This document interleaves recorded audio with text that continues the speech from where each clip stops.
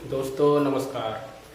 मैं हूं संतोष कुमार पोयाम और मैं आज आप लोगों के लिए लेकर आया हूं पॉलिटिकल न्यूज़। तो आप लोगों से एक छोटा सा अनुरोध है साथियों कि अगर आप मेरे चैनल में पहली बार आए हैं तो मेरे चैनल को सब्सक्राइब करिए, लाइक करिए, शेयर करिए, कमेंट करिए, ताकि मैं आप लोगों को जो जानकारी दूं उसमें प्रोत्साहन मिले। तो साथियों, मैं आप लोगों तक सही और सटीक जानकारी देने के लिए प्रतिबद्ध हूँ। तो चलिए शुरू करते हैं।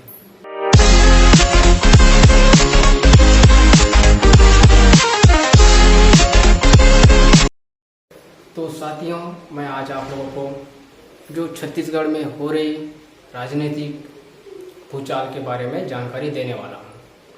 आप लोगों को पता ही होगा कि छत्तीसगढ़ में स्वास्थ्य मंत्री एवं ग्रामीण पंचायत मंत्री उन्होंने अपना इस्तीफा दे दिए।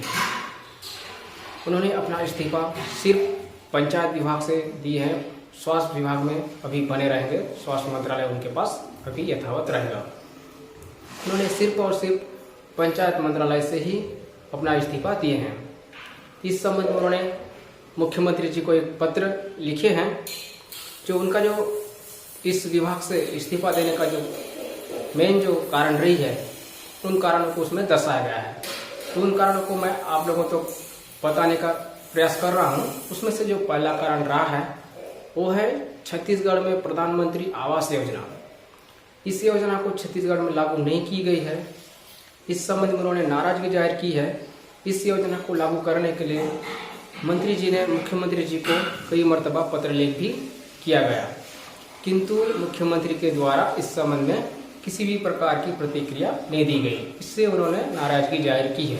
पर इस योजना को अगर लागू कर दे छत्तीसगढ़ में तो करीबन 8 लाख परिवारों को इस योजना का लाभ मिलता।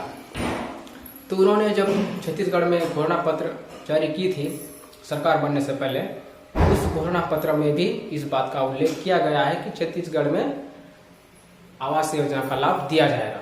लेकिन ऐसा अभी तक 3-3.5 वर्ष पूर्ण हो चुके हैं, पर इस योजना का लाभ नहीं दी गई है।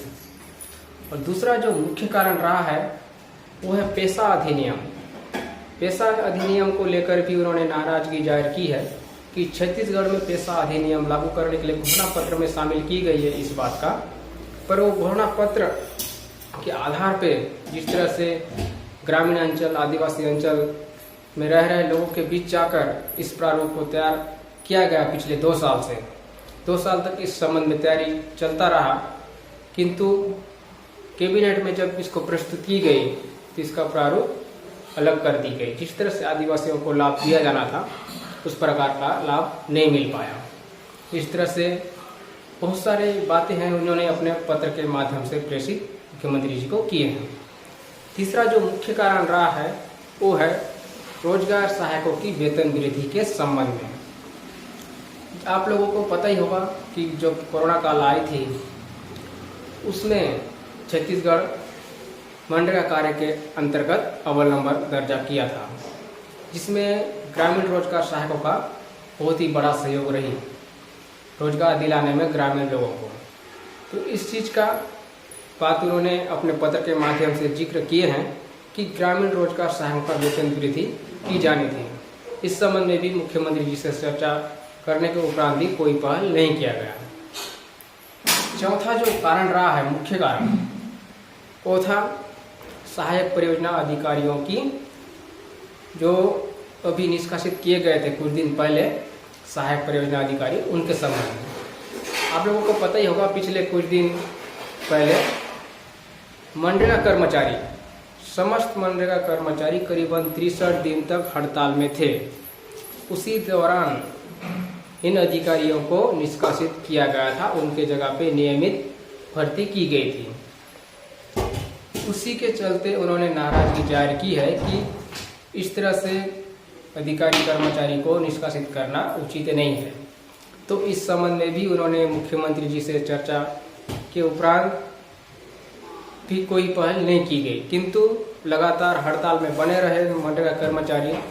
उसके चलते उन करीबन 21 परियोजना अधिकारी को निष्कासित की गई थी, उनको 1-2 दिन पहले ही बहाल किया गया है। इन कर्मचारी को बहाल भी किया गया, किंतु पंचायत मंत्री के अनुमोदन के बिना इस चीज़ का उन्होंने अपने पत्र में जिक्र किया। और पांचवा जो कारण रहा है, मुख्य कारण, वो है अपने घोषणा पत्र।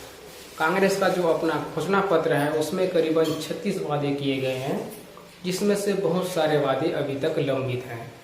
तो लगभग करीबन सरकार के कार्यकाल पूर्ण होने जा रहा है, किंतु उन वादों में अभी तक कार्य नहीं किया जा रहा है। तो उसी के संबंध में सरकार से मुख्यमंत्री जी से नाराजगी जाहिर की है माननीय टी.एस. सिंहदेव जी ने। ये जो उनके 5 मुख्य कारण रहे हैं आज के उनके इस्तीफा देने के, जबकि वे पंचायत डिपार्टमेंट के मंत्री होते हुए बहुत सारे कार्यों को उनकी अनुमति के बगैर किया जा रहा था। इससे वे जिस प्रकार का चयन होता है सरकार चलाने की, उस चयन आधार पर कार्य नहीं की जा रही थी, तो उस चीज़ को उन्होंने नाराजगी जाहिर की है। तो इसी चीज़ को उन्होंने अपने पत्र के माध्यम से मुख्यमंत्री जी को पत्र लिख किए हैं और आज उन्होंने इस्तीफा दे दिया है पंचायत विभाग से। तो ये स्वास्थ्य मंत्री के रूप में अभी भी बने रहेंगे। उनका कहना है कि वे स्वास्थ्य डिपार्टमेंट के उनकी जिम्मेदारी के आधार पर भी बने रहेंगे। तो ये चीज़ मैं आप लोगों तक पहुंचाने की कोशिश किया हूँ कि किस आधार पे मंत्री जी ने अपना इस्तीफा दिए हैं। तो साथियों, अगर ये वीडियो आप लोग को अच्छा लगता है तो लाइक करिए, कमेंट करिए, शेयर करिए, अपने दोस्तों तक पहुंचाइए, ताकि अच्छी जो जानकारी है वो लोगों तक पहुंचे। और मैंने आप लोगों को एक सटीक और सही जानकारी देने की प्रयास की है। धन्यवाद।